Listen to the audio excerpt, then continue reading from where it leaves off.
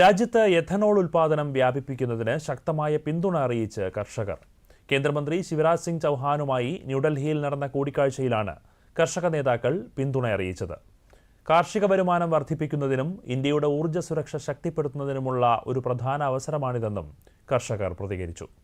Ethanol, കർഷകരുടെ വരുമാനം, minimum താങ്ങുവില, കാർഷിക വിപണികൾ, നിർദ്ദിഷ്ട ദേശീയ കാർഷിക നയം എന്നിവയുമായി ബന്ധപ്പെട്ട വിഷയങ്ങളെക്കുറിച്ചും വിശദമായ ചർച്ചകൾ നടന്നു.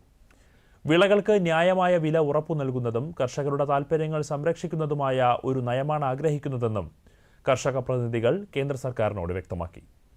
എഥനോൾ പദ്ധതിയുടെ പ്രയോജനങ്ങൾ മുഴുവൻ എത്തുന്നുണ്ടെന്ന് ഉറപ്പാക്കാൻ സർക്കാർ പ്രതിജ്ഞാബദ്ധമാണ്.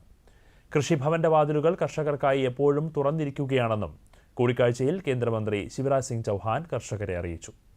പഞ്ചാബ്, ഹരിയാന, മഹാരാഷ്ട്ര, ഉത്തർപ്രദേശ്, മധ്യപ്രദേശ്, തെലങ്കാന, തമിഴ്നാട് ഉൾപ്പെടെ വിവിധ സംസ്ഥാനങ്ങളിൽ നിന്നുള്ള പ്രതിനിധികൾ ഉൾപ്പെടുന്ന all India Kisan coordination committee പ്രതിനിധി സംഘം കൂടിക്കാഴ്ചയിൽ പങ്കെടുത്തു.